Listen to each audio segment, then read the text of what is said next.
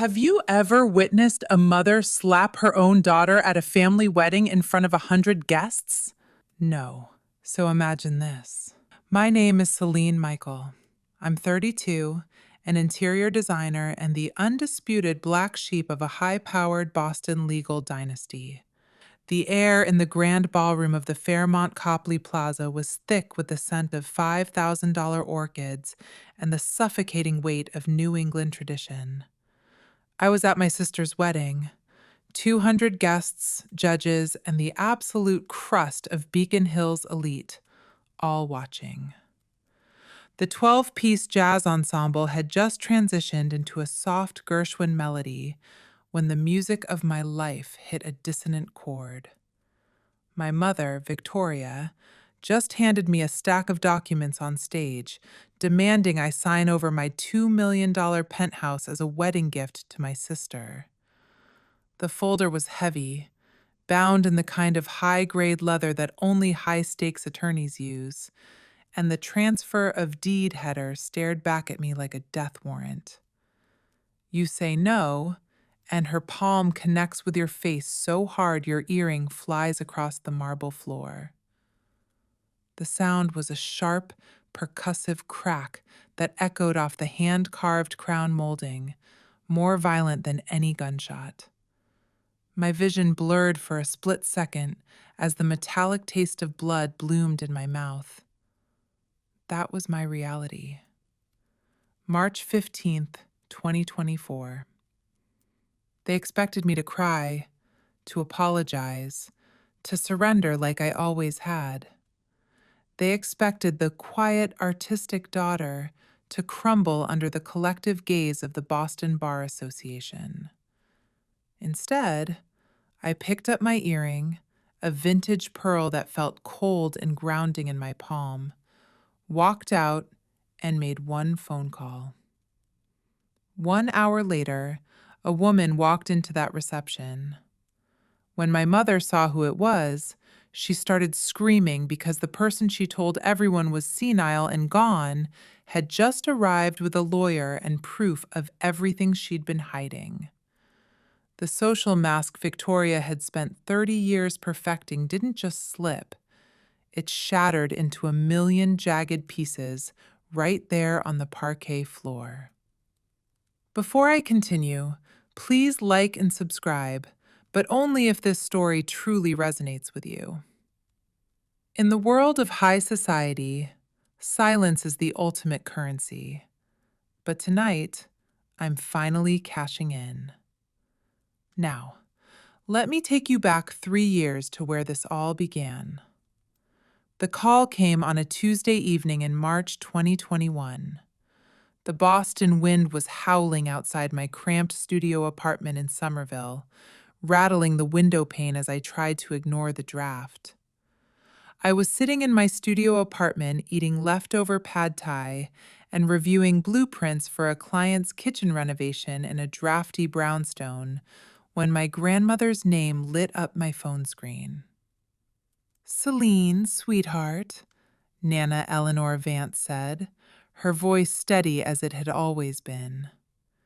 It was a voice that had commanded lecture halls at Harvard Law for 3 decades, and even at 75, it hadn't lost an ounce of its authority. "I need to tell you something, and I need you to listen carefully." My grandmother had been a professor at Harvard Law School for 31 years before retiring. She didn't waste words. She spoke in clear, concise sentences that left no room for ambiguity. A stark contrast to the flowery, manipulative prose my mother favored. So when she told me she was updating her will and leaving me the penthouse at 150 Seaport Boulevard, the one she'd purchased in 2015 for $1.8 million, now valued at over $2 million, I set down my chopsticks and listened. The Seaport District was the crown jewel of modern Boston. Glass, steel, and ocean views that cost more per square foot than most people make in a decade. "Why me?" I asked. Not because I didn't want it, because I genuinely didn't understand. In the hierarchy of the Vance Michael family, I was the outlier, the one who chose interior design over a JD, the one who preferred the grit of Somerville to the polished stones of the Back Bay. Because you're the only one who visits, she said simply. Every Sunday for 10 years, Celine, while your mother sends Christmas cards and your sister sends nothing at all. They treat me like a historical monument to be curated from a distance, she added, a rare note of bitterness creeping into her tone. But you treat me like a human being. You bring me tulips because you remember they're my favorite. You don't buy the expensive, prearranged bouquets from the shops on Newberry Street. You find the ones that still have the dirt on the stems, the ones that smell like actual earth. You sit with me when I have nothing interesting to say. I felt tears prick my eyes. The recognition felt like a warm blanket in that cold apartment. Grandma, the paperwork will be finalized next month. Marcus Thorne is handling everything. He's been my attorney for 20 years. She paused. Your mother will not be pleased. Victoria views the world as a game of Monopoly, Celine, and she doesn't like it when someone else controls the boardwalk. That, as it turned out, was the understatement of the decade. The news leaked to my family within weeks. I still don't know how. Maybe someone at Marcus's firm mentioned it to someone who knew someone. Boston's legal community is an incestuous web of country club memberships and shared summer houses on the vineyard. All I know is that by April 2021, my mother had organized what she called a family discussion at her $4 million home in Beacon Hill. The house was a fortress of federal-style architecture, filled with antiques that felt like they were judging you for not being old enough or rich enough. I remember walking into that living room and seeing the way they were all seated. My father Richard in his leather armchair, swirling a glass of 20-year-old scotch like it held the answers to his dwindling relevance. My mother Victoria on the settee, looking every bit the poised matriarch in a tailored cream suit. My sister Madison perched on the arm of the couch like she was posing for a photograph for a town and country spread. They'd arranged themselves like a tribunal. The air smelled of expensive wood polish and unspoken threats. Celine. My mother's voice was honey over broken glass. We need to talk about your grandmother's condition. Her condition. I sat down on the only empty seat, a straight-back chair that faced all three of them. It felt like being in the hot seat of a cross-examination. She seems fine to me. She's clearly not thinking straight. Victoria crossed her legs, her Cartier bracelet catching the light with a cold, rhythmic shimmer. Leaving a $2 million property to one grandchild, excluding everyone else. It's an act of cognitive decline, Celine. Anyone with a basic understanding of estate planning can see that. That's not the behavior of a rational woman. She's not excluding anyone, I said. She's giving me something she wants me to have. That's her right. She's a professor emerita of law, Mom. I think she understands rights better than any of us. Madison let out a small theatrical sob. She had spent her life perfecting the fragile blonde routine, a performance that had secured her a trust fund and a fiancé who owned half of Nantucket. This is so unfair. I've always loved Grandma. I just don't have time to visit like you do. I have a career. I have a life. You have a trust fund and a fiancé with a yacht, I thought, but didn't say. Madison's career consisted of being an influencer for brands that sold $1,000 yoga pants. The fair thing to do, my father spoke for the first time, his voice measured in that way attorneys cultivate to sound objective while they're actually twisting the knife, would be for you to decline the inheritance, or at least agree to sell the property and split the proceeds equally among family members. I stared at him.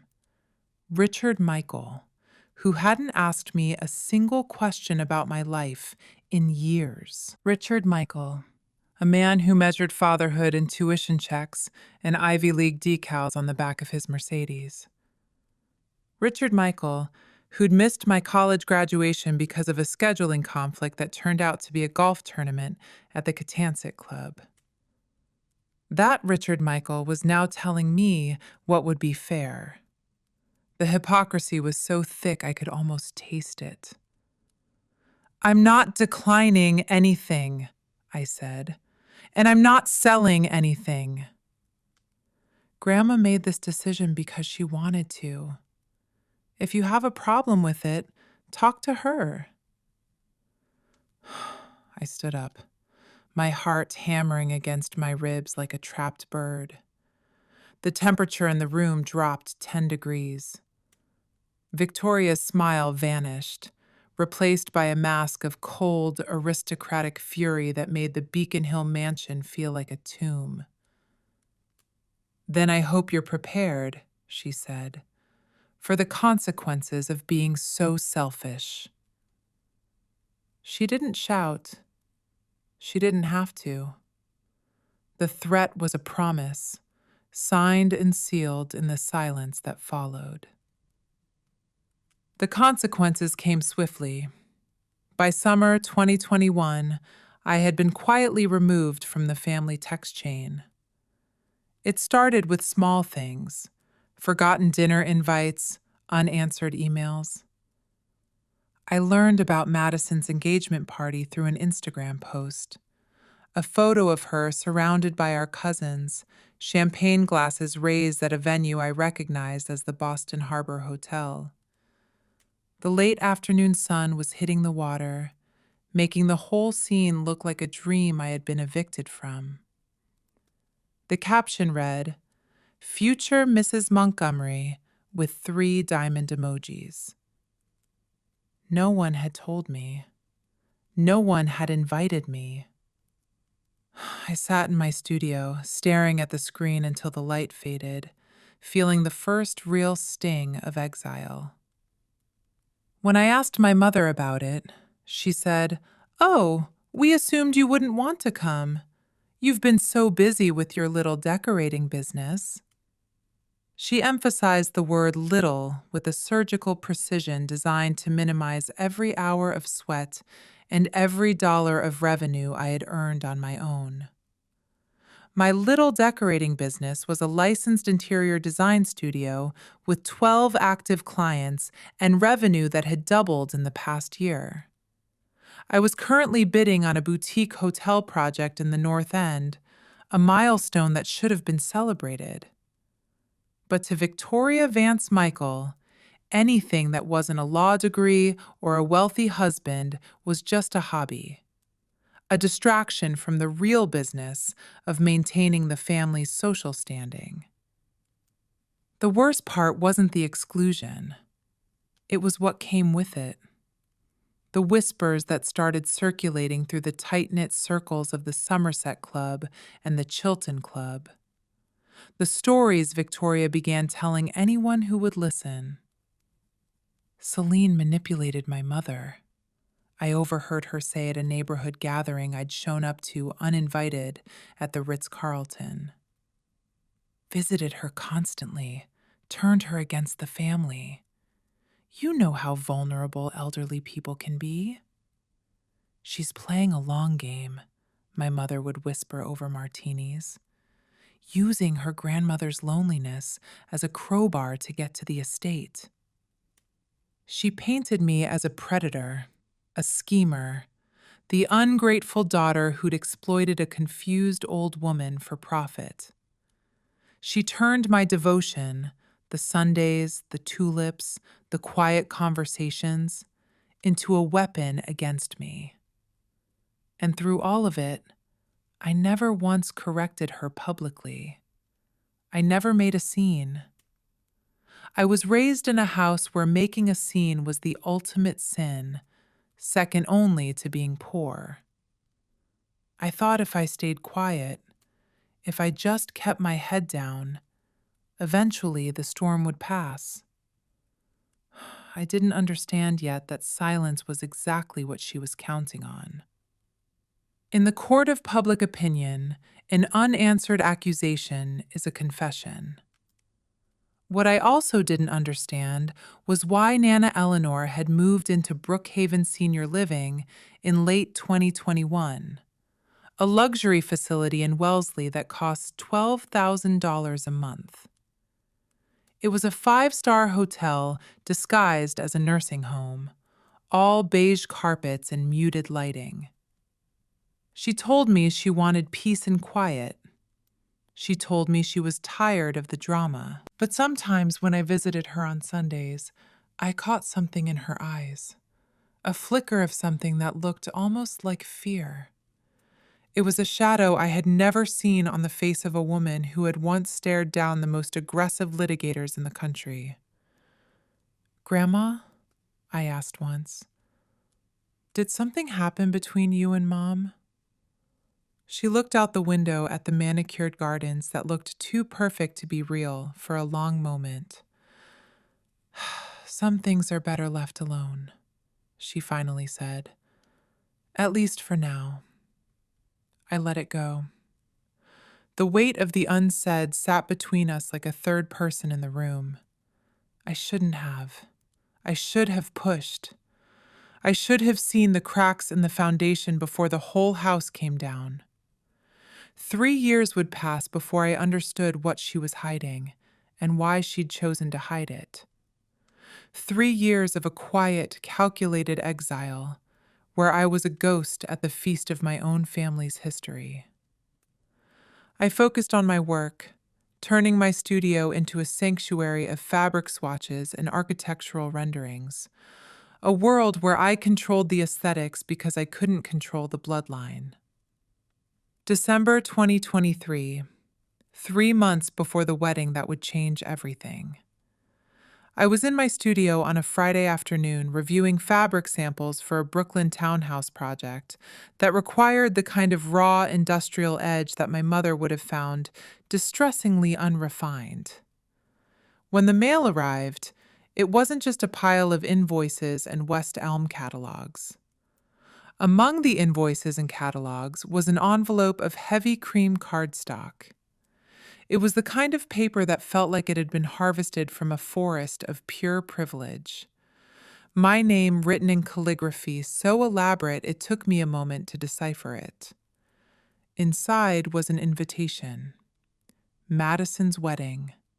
March 15th, 2024. The Fairmont Copley Plaza. Black tie. The Grand Dame of Boston hotels, a place where the chandeliers have seen more scandals than the State House. For a full minute, I just stared at it. After 2 years of being treated like a ghost, no holidays, no birthdays, no casual texts, they were inviting me to the inner sanctum. But I could feel the invisible hooks buried in the gold-leafed edges. They were inviting me to the wedding. My phone rang that same evening. "Mother Celine, darling." Victoria's voice was warm, almost affectionate. It was the voice she used when she was talking to a donor or a potential ally at a fundraiser. A melodic, practiced warmth that never quite reached the temperature of real blood. I hadn't heard that tone since before the inheritance news broke. "Did you receive Madison's invitation?" "I did?" "Wonderful. You know, this wedding is going to be such a beautiful opportunity for our family to heal, to move forward. We've been a house divided for too long, Celine. And in this town, A divided house is a target. She paused meaningfully, to show everyone that the Michaels are united. I waited. I knew the unity she was talking about wasn't an emotional bond. It was a PR strategy. I've been thinking, she continued, and there it was, the real reason for the call. The pivot from family healing to asset management was as seamless as a silk lining. This would be the perfect time to revisit our conversation about the penthouse. Madison and Tyler will need a place to live after the honeymoon, somewhere appropriate for a young couple starting their life together. Tyler Montgomery III is a rising star at Ropes and Gray, Celine. He can't exactly bring clients back to a 2-bedroom condo in Quincy. I closed my eyes. The familiar weight of her expectations pressed down on me, heavy as the antique rugs in the Beacon Hill living room. Of course, the invitation wasn't an olive branch. It was bait. A gilded cage waiting for me to step inside and surrender the only thing I had that they wanted. Mom, the penthouse is mine. Nana Eleanor left it to me. That hasn't changed. Nothing has to change, sweetheart. You could simply transfer the property as a wedding gift. Think of how generous that would look. Imagine the headline in the society pages. Celine, generous sister gifts seaport luxury to newlyweds. It would erase every ugly rumor people have been whispering for years. Think of how proud Nana Eleanor would be to see you supporting your sister. The audacity of it took my breath away. Using my grandmother, the woman who had specifically chosen to give me that apartment, as an argument for why I should give it away. I'm not transferring anything, Celine. The warmth evaporated, replaced by a sharp, biting frost that reminded me exactly why I had stayed away for 3 years. Madison deserves a proper start. She's marrying into the Montgomery family. Do you understand what that means? Tyler's father is a managing partner at Ropes and Gray. They are the gatekeepers of this city's legal soul. They'll be entertaining, they'll be hosting. They need a home that reflects their status. A Vance Michael girl doesn't live in a starter home, Celine. She lives in a landmark. Then Tyler's father can buy them one. Silence stretched between us, as cold and vast as the Atlantic in February. When Victoria spoke again, her voice was ice. I expect you to think carefully about this before the wedding, and I expect you to make the right choice. She hung up. The dial tone was a flat, mechanical drone that matched the hollow feeling in my chest. I sat in my studio as the winter sun set, casting long shadows across my drafting table. I understood exactly what was at stake now. If I went to that wedding and refused again in front of everyone Victoria had spent decades cultivating relationships with, she would make me pay. This wasn't just about an apartment anymore. It was about her authority. She would tell every guest that I was the selfish, ungrateful daughter who'd ruined her sister's special day. She would poison the well of every social circle I had left. She would weaponize the entire Boston legal establishment against me. In a city this small, a difficult reputation is a professional death sentence. My reputation, my business, my future client referrals, so many of which came from word of mouth in exactly those circles. I could see the doors closing one by one. The developers, the historic renovators, the high-end residential clients. But if I didn't go, that would be its own kind of surrender. Proof that I was too ashamed to show my face. Proof that I had something to hide. I would be the villain in her narrative either way. I considered skipping it. I really did. But something in me refused. The years of being the quiet one had finally forged a spine of tempered steel. I had done nothing wrong. I had accepted a gift from someone who loved me. I would not be made to feel like a criminal for it. I would not let her rewrite my grandmother's love as my own greed. I RSVP'd. Yes. I mailed the card with a steady hand, knowing I was walking into a trap, but also knowing that Nana Eleanor would expect me to hold the line. 1 week before the wedding, my phone rang at 7 in the morning. Nana Eleanor. "Sweetheart," she said, her voice carrying that particular urgency I'd only heard a handful of times in my life. It was the voice of a woman who had seen the storm coming on the radar and was battening down the hatches. "I need you to listen carefully." "I'm listening." "If something happens at that wedding, and I believe something will, I want you to call Marcus Thorne immediately. The number is 617-555-1412. Can you write that down?" I grabbed a pen. My hands were shaking, the ink smearing slightly on the notepad. "Grandma, what are you talking about? What's going to happen?" "Your mother thinks I don't know what she's planning. She thinks because I'm in a facility that my mind has been relegated to the archives.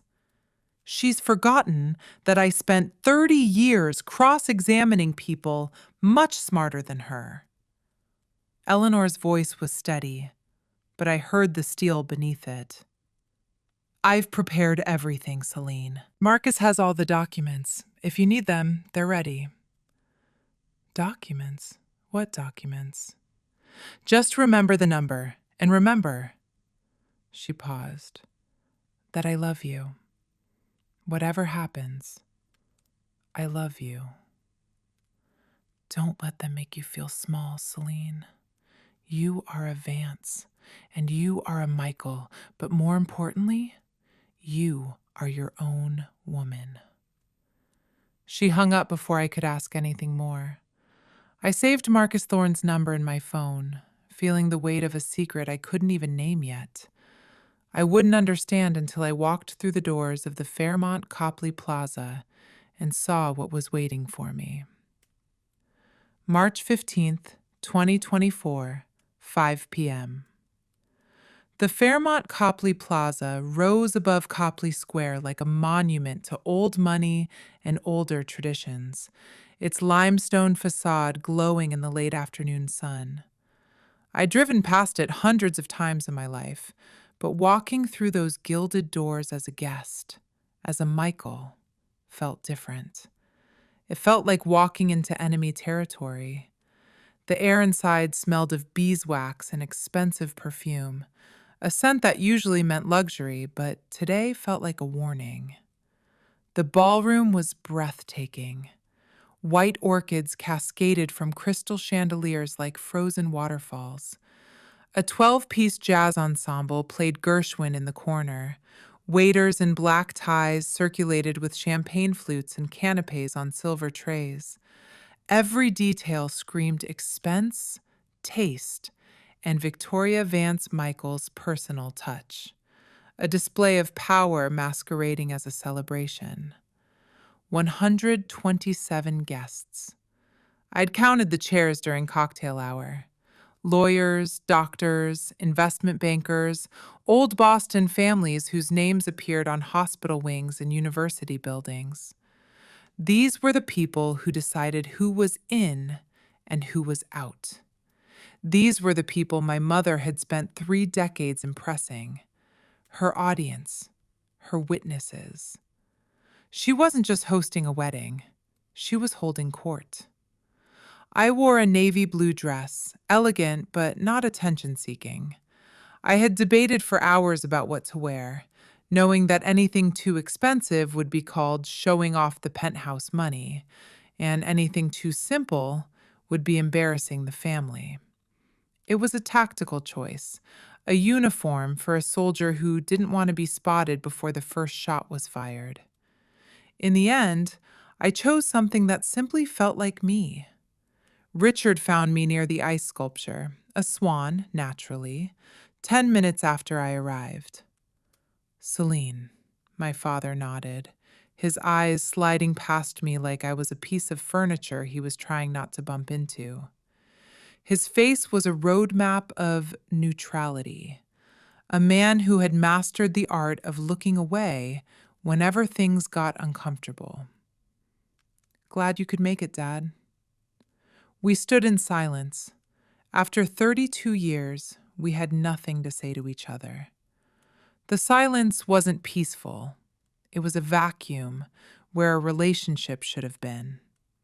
Madison appeared in a cloud of white tulle and Swarovski crystals, her veil trailing behind her like a promise of the life she'd always believed she deserved. She looked like the quintessential Boston bride, polished to a high shine and utterly hollow inside. She hugged me, arms circling but not quite touching, the way you'd embrace a stranger at a networking event. "Celine, you came." Her smile was camera-ready. Perfect teeth, perfect makeup, perfect performance. "I'm so glad we can put that unpleasantness behind us for today," she whispered, the threat veiled in a giggle. "Of course I came. You're my sister." She pulled back and her expression shifted, subtle, calculating. The sisterly affection vanished, replaced by the shark-like focus of a Michael on the scent of an asset. "Did you bring the paperwork?" I blinked. "What paperwork?" "Mom said you'd have the transfer documents ready by today." Madison's voice was light, almost playful, but her eyes were hard for the penthouse, our wedding gift. "Tyler's parents are already asking about the move-in date, Celine. Don't be the reason we start our marriage on a complicated note." So this was it. They'd already decided among themselves that I would comply. The invitation, the phone call, the reconciliation theater, all of it was just a prelude to this moment. They had turned my sister's wedding day into a closing ceremony for my inheritance. "Madison, there are no transfer documents." "What do you mean?" "I mean, the penthouse is mine. It's not a gift. It's not up for discussion." "I'm here to celebrate your wedding, Madison. I'm not here to sign away my future." Her perfect smile flickered. "But Mom said—" "I don't know what Mom told you." I kept my voice low, steady. "But I'm not signing anything. Not today. Not ever." The ever hung in the air between us like a physical barrier. Madison's jaw tightened. For a moment, she looked exactly like Victoria. The same flash of fury barely contained behind the veil of social propriety.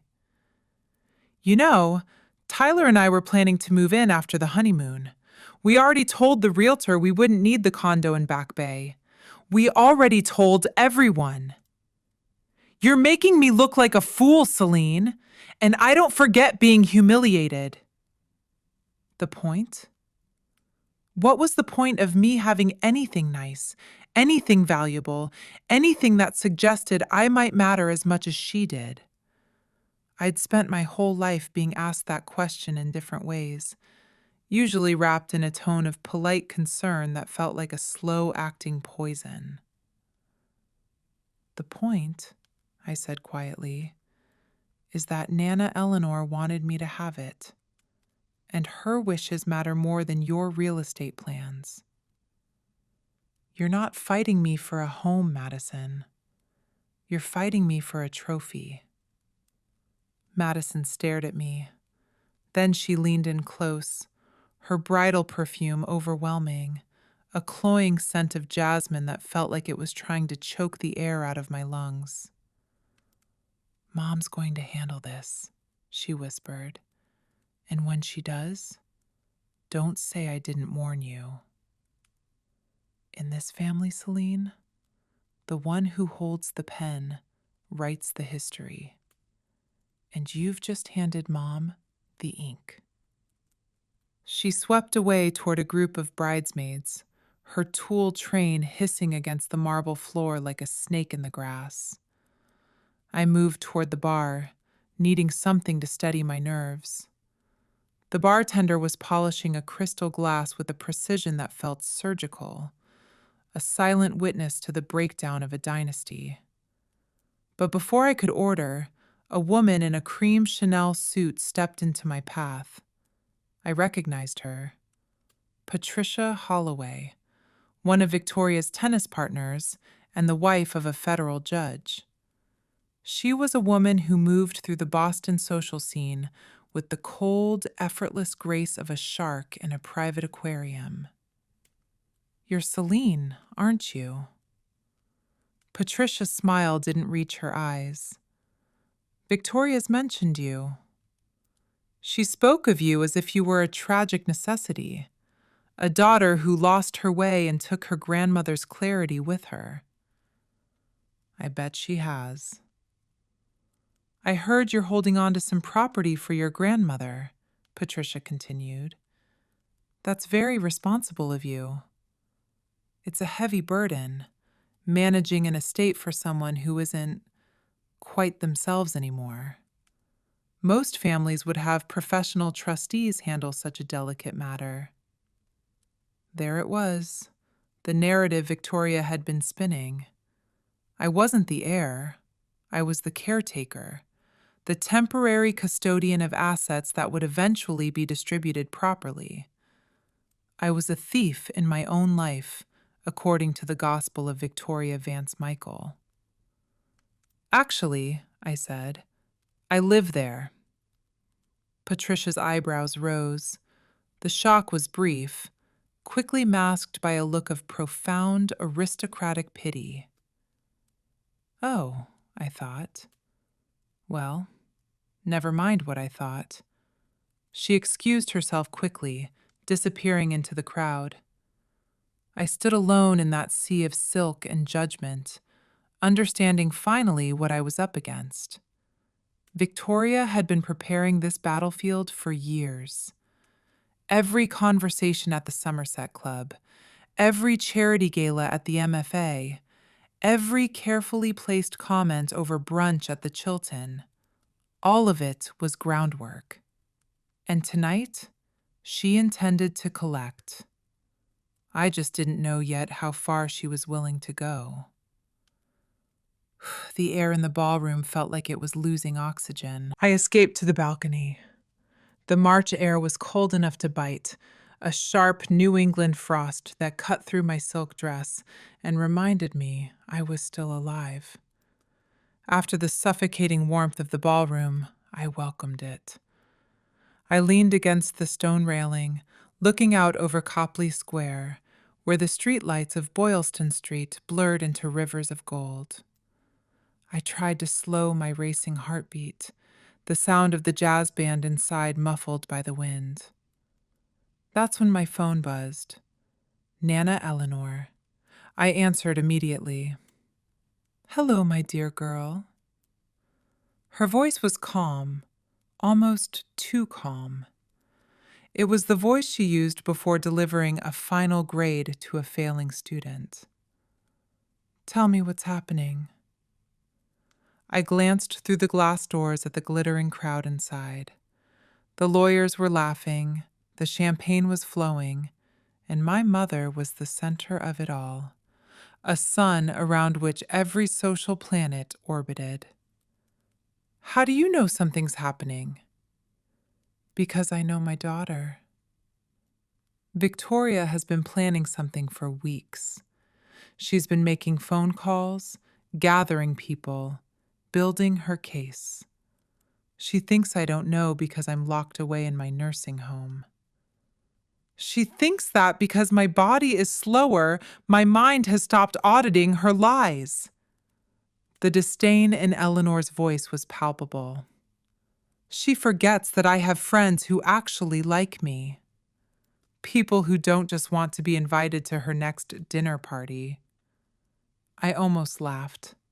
Almost. What is she planning? I don't know exactly, but I know it will happen tonight while she has her audience. That's how Victoria operates. She needs witnesses. She needs people to validate her. She doesn't want the penthouse, Celine. She wants the public surrender. She wants everyone to see that she has regained control of the Vance legacy. Eleanor's voice softened. Celine, do you remember the number I gave you? Marcus Thorne's number. I have it saved. If anything happens, anything at all, call him immediately. He's expecting your call. He has everything ready. I pressed my back against the cold stone. The grit of the limestone felt real and solid against my skin. Grandma, what is everything? What are you not telling me? Silence stretched across the line, long enough for the wind to pick up, whistling through the stone balusters. 6 months ago, Eleanor finally said, your friend Daniel Reeves came to visit me.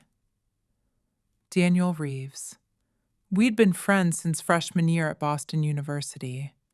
He was a reporter now, working the investigative desk at the Boston Globe. A man who lived for the paper trail that most people tried to burn. He'd mentioned a few months back that he was looking into some irregular real estate transactions in the area, but I hadn't connected it to anything specific. He came to visit you. Why? Because he found something strange. A property sale in 2020. A house in Cape Cod that belonged to me. A house I never sold. A piece of land that has been in my family for 4 generations, Celine. A house where I taught you how to catch crabs in the marsh. My breath caught. What do you mean you never sold it? I mean exactly that. Your mother sold it for $875,000. She forged my signature on the documents. The world tilted slightly. I gripped the railing so hard the stone bit into my palms. Grandma, I didn't want to believe it either. That's why I hired experts. A company called Forensic Document Services, right here in Boston. They analyzed the signatures. They used high-resolution imaging and pressure point analysis, Celine. The kind of science that doesn't care about family loyalty. The probability of forgery was 98.7%. 98.7%. That wasn't doubt. That was certainty. In a court of law, that number was a hammer. Why didn't you tell me? Why didn't you go to the police? Because she's my daughter. Eleanor's voice cracked just slightly before she steadied it. Because I am a mother before I am a lawyer, Celine. And I hoped, against every scrap of evidence I've ever seen, that there might be an explanation that didn't involve my own child stealing from me. Some reason that isn't what it looks like. But we both knew there wasn't. The silence that followed was heavy with 3 years of betrayal. That's why you moved to Brookhaven, I said, understanding flooding through me. Not because you wanted peace and quiet, because you couldn't stand being around her. I couldn't look at her across a dinner table, knowing she had signed my name to a lie, Eleanor. I couldn't trust her, Celine. And I couldn't prove anything without destroying everything. So, I removed myself. I protected what I could protect. The penthouse, my remaining assets. And I waited for what? For Victoria to make a mistake? Eleanor's voice hardened. I waited for her to think she was so untouchable that she would try to take one more thing. I waited for her to step out of the shadows and into the light. Tonight might be that mistake. If she pushes too far, if she exposes herself publicly, then Marcus has everything he needs to respond. The forensic report, the original transaction documents, witnesses who saw me during the time I supposedly signed those papers. I was in Massachusetts General Hospital for 6 weeks that fall, recovering from a broken hip. I signed nothing. I authorized nothing. I was on high-dose pain medication and physical therapy protocols, Celine. I couldn't even sign a greeting card, let alone a deed for a nearly $1 million property. I closed my eyes, absorbing the weight of it all. My mother hadn't just tried to manipulate me. She'd stolen from her own mother. She'd committed fraud. And she'd let Nana Eleanor take the blame for not being rational when she'd changed her will. Celine, Eleanor's voice pulled me back. I'm not telling you this to make you hate your mother. I'm telling you because you need to understand what you're dealing with. You aren't dealing with a mother who is worried about your future. You are dealing with a criminal who is worried about her own. And you need to know that if she corners you tonight, you're not alone. You have never been alone. I heard the jazz band start up again inside, a swing number that felt grotesquely cheerful. The trumpets blared like they were celebrating the destruction of a life. What do you want me to do? Whatever happens, don't sign anything. And if it goes badly, if she pushes you beyond what you can bear, call Marcus. Tell him the documents are needed. He'll know what to do. He has a courier on standby and the DA's office on speed dial. And you. When Eleanor spoke again, I could hear the smile in her voice, the sharp, predatory smile of the best litigator I ever knew. If Marcus calls me, I'll be there within the hour. I've been waiting 3 years for this, darling. I'm not going to miss it. She hung up. I stood on that balcony for a long moment, cold wind whipping my hair, feeling the navy blue fabric of my dress cling to my skin like armor. Then I straightened my shoulders, smoothed my dress, and walked back into the ballroom. I was ready. Or at least, I thought I was. I was no longer just the daughter who designed rooms. I was the daughter who knew where the bodies were buried. I'm going to pause here for a moment, because I know some of you watching this have been in situations like mine, where you're surrounded by people who are supposed to love you, but instead they make you feel small. Where the gaslighting is so thick, you start to doubt your own memory. If this story is hitting close to home, let me know in the comments. Should I have walked out right then? Or was I right to stay and face what was coming? Was it bravery? Or was it just a refusal to let the lie win? Your answers mean more to me than you know. Now, let me tell you what happened next. 7:30 p.m. Dinner had been served and cleared. The lobster bisque had been replaced by the bitter taste of anticipation. The toasts had been made. Richard's stiff, perfunctory speech about legacy and family values. He spoke of generations as if he hadn't spent his life ignoring the one sitting right in front of him. Tyler's father waxing poetic about the merger of two great Boston families. It sounded more like a press release for a hostile takeover than a wedding toast.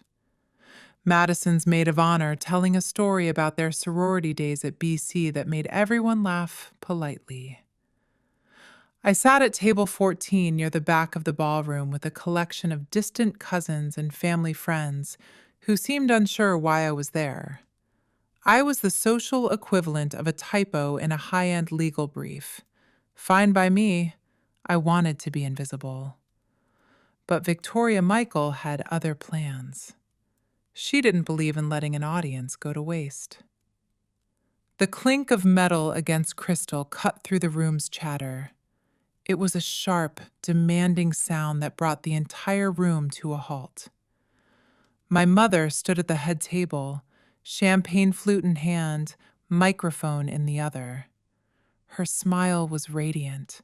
Her Valentino gown glittered under the chandeliers like it was made of crushed diamonds and cold intentions. If I could have everyone's attention, please, Victoria said, her voice amplified by the high-end sound system until it filled every gilded corner of the ballroom. She held the microphone with the practiced ease of a woman who had spent her life directing the narrative of others. I'd like to take a moment for something very special, a family tradition that Madison has asked me to facilitate. The room, once a chaotic hum of social networking and expensive laughter, fell into a heavy, expectant silence. I felt the first prickle of warning at the base of my spine, a cold needle of intuition that told me the trap was finally springing. As many of you know, the Vance Michael family believes in taking care of each other. We support each other. We make sacrifices for each other. Victoria's eyes swept the room, navigating the sea of black ties and silk gowns like a predator, landing briefly on me before moving on with a dismissive flick of her lashes. And tonight, in the spirit of that love, I'd like to invite my eldest daughter, Celine, to join me up here. 127 pairs of eyes, belonging to the most powerful legal and financial minds in Massachusetts, turned toward table 14. The weight of their collective gaze felt like a physical pressure, an invitation that was actually a subpoena. I didn't move. I couldn't move. The air in my lungs felt like it had turned to lead. Celine, sweetheart. Victoria's voice carried a note of gentle encouragement that I knew was performance, the kind of tone a lioness uses to coax a cub into the open before the kill. Come on up, honey. Don't be shy. Let everyone see the beautiful heart behind that brilliant design mind of yours. What choice did I have? If I refused, I would be the difficult one, the ungrateful one, the sister who ruined Madison's wedding with her stubbornness. I would be the outlier who chose a scene over civility. I stood. My legs felt like they belonged to someone else as I walked through the maze of tables, past the whispered comments and curious stares that felt like tiny paper cuts against my skin. I walked up to the raised platform where my mother waited with her serpent smile. The stage lights were blinding, white and hot, stripping away the comfort of the shadows. There she is. Victoria put an arm around my shoulders, a gesture of affection for the audience, a grip of control for me.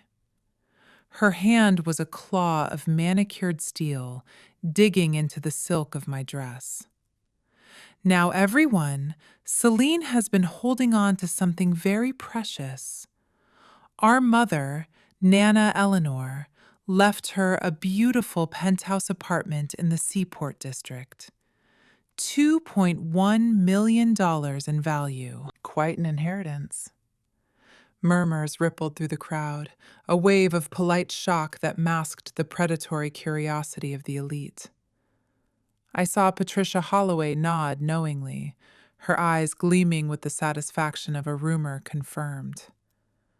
Celine has been keeping it safe, Victoria continued, waiting for just the right moment to share it with the family. And what better moment than this? Madison's wedding day. The start of her new life with Tyler Montgomery III. She produced a folder from somewhere. I hadn't even seen her holding it, and opened it to reveal a thick stack of legal documents. The transfer of deed was printed in a font so official it felt like an attack. My name already typed in the signature lines in a cold, mocking serif.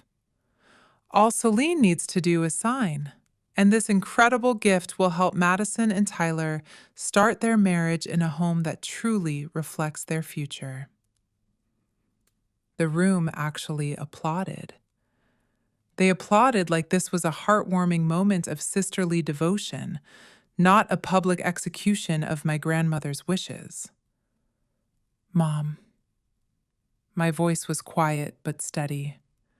It was the voice I used when a contractor tried to tell me a structural beam was fine when it was clearly failing. I'm not signing this. Victoria's smile didn't waver. Don't be nervous, sweetheart. It's just paperwork, a small formality to celebrate a big love. It's not just paperwork. It's the apartment Nana Eleanor left to me. Not to Madison, not to the family, to me. The applause died a slow, awkward death. The silence that replaced it was deafening, broken only by the hum of the air conditioning and the distant rattle of a silver tray. Celine. Victoria's grip on my shoulder tightened until I thought she might leave a bruise. Her voice dropped, but the microphone still carried it, turning her private threat into a public broadcast. Let's not make this difficult. Think of the company you're in. Think of the Montgomerys. Think of your father. I'm not making it anything. I'm telling you, no. Madison appeared at the edge of the platform, her face a mask of wounded innocence, her white tulle looking like a costume for a tragedy she had helped write. Celine, you're really going to do this on my wedding day? Madison, I didn't ask to be called up here. I didn't ask to be put on display. You all set this up without even asking me. Because we knew you'd be selfish, Madison spat, her voice losing its bridal sweetness and gaining the sharp, jagged edge of a spoiled child. We knew you'd choose that stupid apartment over your own family. You've always wanted to be different, Celine, but today you just look greedy. The apartment isn't stupid when you want to live in it. Tyler's father, the managing partner at Ropes and Gray, coughed uncomfortably into his hand. This was not the elegant evening anyone had envisioned. The Michael standard of perfection was cracking in real time. Victoria's composure finally cracked. Her face reddened, the mask of the poised socialite melting away to reveal the raw, desperate ambition beneath. Her voice rose. You ungrateful child! The microphone amplified every syllable, sending it echoing off the vaulted ceilings of the Fairmont. After everything we've done for you, after we raised you, educated you, supported your little business, you can't do this one thing for your sister? You didn't support my business. You've never even been to my studio. And you didn't raise me.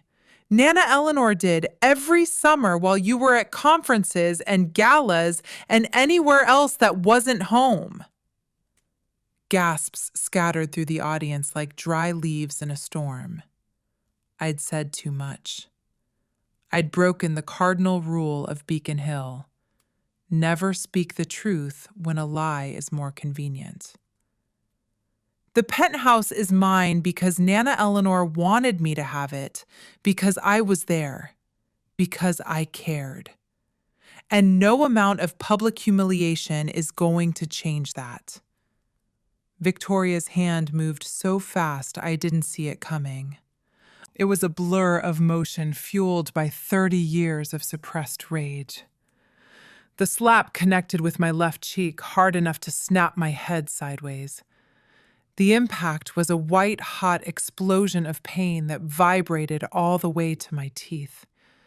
My silver earring, the one Nana Eleanor had given me for my 30th birthday, flew off my ear and bounced across the marble floor with a sound like a small, final bell. The room went absolutely silent, a vacuum of sound where even the breathing of 100 people seemed to stop. For a moment, I stood perfectly still. My cheek burned, my vision blurred. I could feel the heat of the slap radiating outward, a brand of exile in front of everyone I had ever known. I could feel every eye in that ballroom boring into me, waiting to see what I would do. Would I cry? Would I run? Would I hit back? What I did was breathe. I drew in the cold, orchid-scented air until my heart found its rhythm again. I bent down. I picked up the earring. It was slightly bent, but not broken, like me. I straightened it carefully, methodically, and put it back on my ear. Then I looked at my mother. I looked into the eyes of the woman who had just traded her daughter's dignity for a piece of real estate. "That's the last time you touch me," I said. My voice didn't shake. I was proud of that. It was the steadiest thing in the room. I turned and walked off the platform, through the tables, past the whispers and the stares, and the jazz band that had stopped playing mid-note. I walked with my head held high, leaving the ruin of my mother's reputation behind me. I didn't run. I didn't cry. I walked out the double doors of the ballroom and into the lobby, where the air was quiet and smelled of old books and leather. I found a quiet corner near the concierge desk, pulled out my phone, and dialed the number I'd saved a week ago. It rang once. "Marcus Thorne's office." "This is Celine Michael," I said. My voice was calm, steady, certain. "Please tell my grandmother that the documents are needed. Tell her the theater is over and it's time for the law." "Understood, Miss Michael. She'll be there within the hour." I hung up and then I sat down on a velvet bench, touched my stinging cheek, and waited. I watched the hotel guests come and go, oblivious to the war being waged just a few yards away. 1 hour. That's all I needed. 1 hour until everything changed. 8:45 p.m. I was still on that velvet bench when the main doors of the Fairmont Copley Plaza opened and Nana Eleanor walked in. She didn't look like a woman coming from a senior living facility. She looked like a general arriving to accept a surrender. Eleanor Vance was 78 years old. She moved with a cane now, her gait slower than I remembered from my childhood. But she wore her gray cashmere coat like a suit of armor, and her silver hair was pinned back with the kind of severe elegance that had terrified first-year law students for decades. Beside her walked Marcus Thorne, mid-40s, wire-rimmed glasses, charcoal suit, carrying a leather briefcase that looked like it contained the weight of the world. "Grandma." I stood up, and for a moment my composure cracked. The sight of her was the first bit of warmth I'd felt in years. "You came." She crossed the lobby and took my face in her hands, examining my cheek with eyes that missed nothing. Her touch was cool and smelled faintly of lavender and old paper. "She hit you?" "Yes." Eleanor's jaw tightened. The look in her eyes wasn't just anger. It was the clinical, focused coldness of a prosecutor who had just found the smoking gun. Then she kissed my forehead gently. "Then let's finish this," she said. I didn't spend 30 years teaching the law to watch my own daughter treat it like a suggestion. We walked into the ballroom together. The wedding was in chaos. The carefully curated Michael harmony had disintegrated into clusters of huddled, whispering guests. Madison was crying. Actually crying this time, while Tyler and his parents hovered nearby, looking mortified. Victoria stood near the head table, gesturing emphatically to Richard, who seemed to be trying to merge into the wallpaper. No one noticed us at first. Then someone gasped. Then someone else. The sound of Nana Eleanor's cane clicking against the marble was the only music left in the room.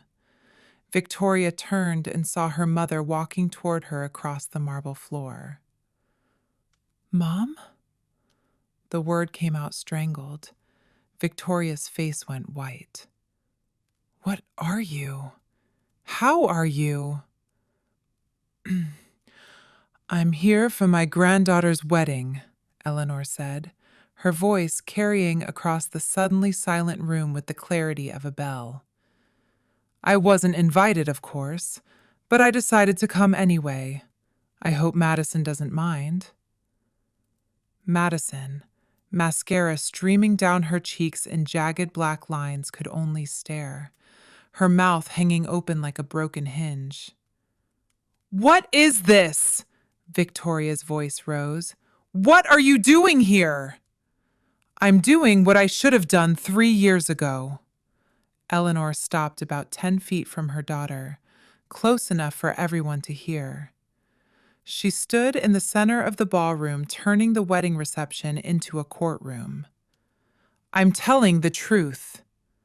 She turned to face the assembled guests. 127 people, many of them lawyers and judges and professionals who understood exactly what was about to happen. "My name is Eleanor Vance. I am of sound mind, and I am here to confirm that the penthouse at 150 Seaport Boulevard belongs to Celine Michael." Marcus Thorne opened his briefcase and withdrew a document with a snap that sounded like a gavel. "This is a certified copy of Mrs. Vance's will, notarized and filed with the Suffolk County Probate Court. I've been her attorney for 23 years and can attest to its authenticity." Victoria's face contorted, her composure vanishing like smoke in a gale. "This is absurd! Mother, you're confused. You don't understand what you're saying." "I understand perfectly," Eleanor replied, her voice like ice. "What you don't understand is that I've been watching you for 3 years, and I've been keeping a ledger." "I've been watching," Eleanor continued, her voice gaining a resonant power that made the high ceilings of the ballroom seem to vibrate. She nodded to Marcus, who withdrew a second set of documents bound in blue legal tape, the color of a cold Atlantic winter. "These are transaction records for a property in Chatham, Cape Cod, a property that was deeded in my name until September 12, 2020, when it was sold for $875,000. The room went completely silent, a vacuum of sound where even the ice melting in abandoned champagne buckets sounded like a landslide. I did not sell that property, Eleanor continued. I could not have sold that property. I was in Massachusetts General Hospital for 6 weeks that fall, recovering from a broken hip. I was under the care of the best orthopedic surgeons in the country, and my chart shows I was in no condition to read a menu, let alone sign a deed. I signed nothing. I authorized nothing. Victoria's mouth opened and closed. No sound came out. She looked like a portrait whose paint was beginning to run in the rain. Marcus produced a third document. This is a forensic analysis report from Forensic Document Services, a certified firm specializing in handwriting analysis. They are the same experts used by the district attorney for high-profile white-collar crimes. They examined the signature on the Cape Cod sale documents against authentic samples of Mrs. Vance's handwriting. He turned to the room, his voice carrying the weight of courtroom authority that made every lawyer in the room sit up straighter. Their conclusion? The signature is inconsistent with Mrs. Vance's authentic hand. Probability of forgery, 98.7%. Murmurs erupted through the ballroom like a sudden squall hitting the harbor. I saw Tyler's father, the managing partner at Ropes and Gray, exchange a significant look with another attorney near the bar. A look that said the Montgomery-Michael alliance was officially over. "You're lying!" Victoria's voice cracked, a high, thin sound that lacked any of its usual aristocratic polish. "This is all fabricated! You're senile, Mother! You don't know what you're talking about!" "I'm sharp enough to hire experts," Eleanor replied. "I'm sharp enough to preserve evidence, and I'm sharp enough to have forwarded this entire file to the Suffolk County District Attorney's Office last week." The color drained completely from Victoria's face, leaving her looking gray and hollowed out in the expensive stage lighting. You didn't. Forgery and fraud, Victoria. Up to 5 years in prison under Massachusetts law. Eleanor's voice was almost gentle now, the same tone she'd once used to explain complex legal concepts to first-year students who were about to fail. I didn't want to believe my own daughter could do this. I gave you 3 years to confess, to make it right. But instead, you spent those years slandering my granddaughter, calling her a manipulator, calling me senile, trying to steal her inheritance the same way you stole my property. Victoria spun to face Richard. "Richard, say something! Stop this!" Richard Michael, who had stood silently through everything, took a step backward. He looked at his wife as if she were a stranger he had accidentally sat next to on the subway. "I didn't know," he said. His voice was flat, empty. "I didn't know about the Cape Cod house." "You signed the transfer!" Victoria shrieked. "You were there!" "I signed what you told me to sign. I didn't know it was forged." The room watched in horrified fascination as 35 years of a Beacon Hill marriage disintegrated in real time. Madison finally spoke, her voice small and broken, her bridal veil drooping like a wilted flower. "Mom, what is Nana talking about?" Victoria didn't answer. She couldn't answer. She stood in the center of her own carefully constructed stage, her perfect wedding, her perfect audience, and everything was falling apart. The Michael legacy was being auctioned off for the price of a lie. Eleanor turned to me.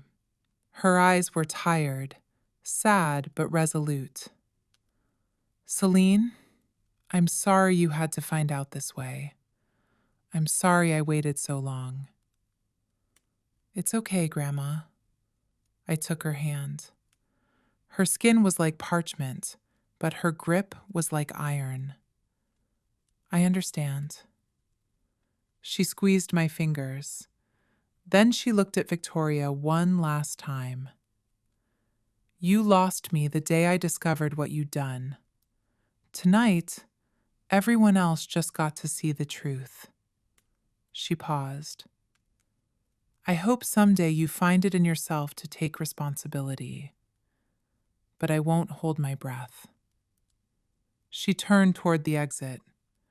She didn't look back at the ruin she had caused.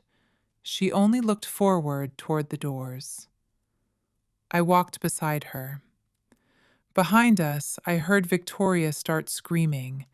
Incoherent denials, accusations, demands that someone do something.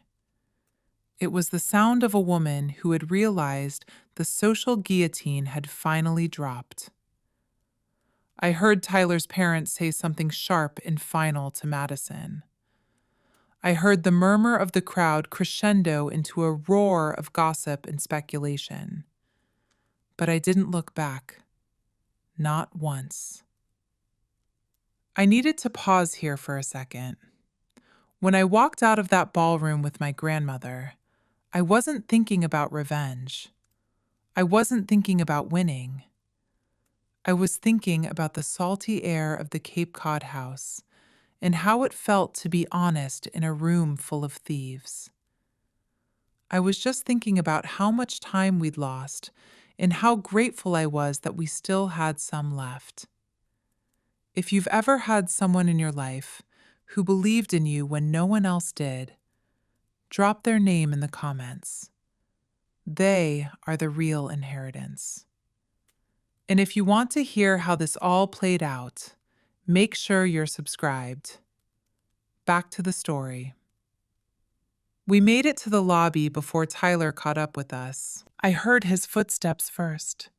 The quick, sharp click of $500 dress shoes on marble. I turned, expecting anger, maybe threats. What I saw instead was calculation. He was already looking for a way to mitigate the brand damage. Mrs. Vance. Tyler Montgomery III addressed my grandmother directly, not even glancing at me. I think we should talk about this privately. There may be some misunderstandings that can be cleared up. Eleanor regarded him with the same expression she probably used on particularly dim-witted law students who tried to argue their way out of a plagiarism charge. There are no misunderstandings, Mr. Montgomery.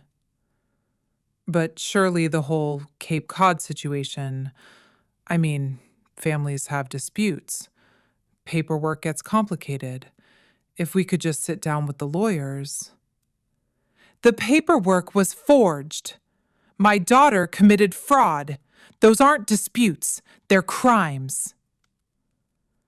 Eleanor's words were sharp as a surgical scalpel, cutting through his attempts at crisis management. Tyler shifted his weight, and I watched his mask slip. Underneath the polished veneer, I glimpsed something desperate. He wasn't worried about Madison. He was worried about his partnership track. The Penthouse. Madison mentioned that you might be reconsidering your will given the circumstances. The wedding, the new family. Perhaps there is a way to... Mr. Montgomery! Eleanor's voice cut like surgical steel. I'm not reconsidering anything. The penthouse belongs to Celine. It will continue to belong to Celine. And if you're asking whether I'll give my remaining assets to a granddaughter who just married a man willing to beg at a ballroom door, the answer is no. Tyler's face reddened. For a moment, I thought he might say something ugly, something that would reveal the rot beneath the old money exterior. Instead, Eleanor smiled. That particular smile that made courtroom attorneys nervous. You married the wrong Michael, young man. And frankly, given what I've seen of your character tonight, Madison is welcome to you. She turned away from him without another word. Marcus Thorne stepped forward, blocking Tyler's path like a human wall of litigation. I'd advise you to return to your wedding, Mr. Montgomery. Anything you say now could be relevant to ongoing investigations. Tyler Montgomery III, son of the Boston legal establishment, suddenly looked very young and very scared. He retreated without another word. We stepped out into the cold March night. The air felt clean, devoid of the jasmine perfume and the lies of the ballroom. The air smelled like impending rain, and the streetlights cast golden pools on the cobblestones of Copley Square. Grandma, I said, my voice thick. I'm so sorry about the wedding, about the scene, about all of it. She patted my arm. Don't be sorry, Celine. I've spent 40 years watching people lie for the sake of appearances. It was high time someone set the record straight. Despite everything, I laughed. It came out raw and broken, but it was real. What happens now? Marcus answered, his voice measured and professional. The district attorney's office will proceed with their investigation. Mrs. Vance has provided substantial documentation. The paper trail is as clear as the Charles River in winter. Whether charges are filed will depend on their review, but the evidence is compelling. And Victoria? Eleanor's face softened with something that might have been grief or might have been relief. That's up to the courts now, Celine. I've done what I needed to do to protect you. The rest is out of my hands. I thought about my mother still in that ballroom, surrounded by the people she'd spent her life trying to impress, watching everything she'd built crumble. The social suicide was already complete. The legal consequences were just the aftershock. I'm not doing this for revenge, I said, though I wasn't sure if I was telling them or myself. No, Eleanor agreed. You're doing it because some things can't be allowed to continue. Some lies can't be permitted to stand. She looked at me with those sharp, knowing eyes that had seen through 1,000 false testimonies. There's no cruelty in telling the truth, Celine. There's only clarity. A town car pulled up to the curb. Marcus had arranged it while we were inside. I should get your grandmother back to Wellesley, he said. It's been a long evening. Eleanor waved a dismissive hand. I'm not fragile, Marcus. But yes, I am tired. She turned to me. Come visit tomorrow. I want to hear about that project you're doing in the North End. I want to hear about the real work. The work that doesn't involve making things look better than they are. I'll be there. She hugged me, a real hug this time. I held on until I felt the shaking in my own shoulders finally stop. I watched as the car pulled away, disappearing into the Boston night. I stood alone on the sidewalk for a long time. My phone buzzed. A text from Daniel Reeves. Just saw the Globe's legal beat guy tweet something cryptic about a prominent Boston attorney. Was that? I typed back, I'll explain later. Thank you for everything. Without Daniel, the Chatham house would have stayed a secret forever. Another text, this one from a number I didn't recognize. Celine, it's Jennifer Thompson from Becker Legal. I owe you an apology. I believed things I shouldn't have. If you're ever interested in discussing design work for our new office, please call me. I stared at the screen. The tide was already turning. The whispers were being replaced by invitations. I wasn't sure if I'd call her, but I saved the number. Then I put my phone away, pulled my coat tighter against the cold, and walked toward the parking garage. For the first time in 3 years, I felt like I could breathe. The fallout was swift and measured.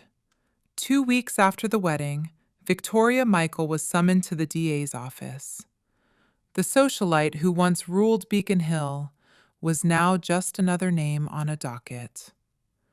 By May, I'd received 3 more project inquiries from attorneys who'd been at the wedding.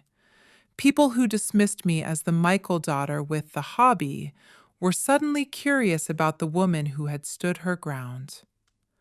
I vetted every client carefully. I didn't want their pity. I wanted their respect. June 2024, 3 months after the wedding. I'm sitting on the balcony of my penthouse, watching the sunset over Boston Harbor. The glass and steel of the Seaport District are glowing like embers. Nana Eleanor comes every Sunday. We don't talk about the case anymore. We talk about the future. She looks at me with those clear, knowing eyes. You've learned something important, Celine. Something I wish I'd learned at your age. What's that? That love without respect isn't love. It's just habit. I take a breath, feeling the cool ocean breeze on my face. This is my life now. A penthouse that's really mine. A business that's growing. Boundaries that are firm. A future I'm building myself. One honest choice at a time.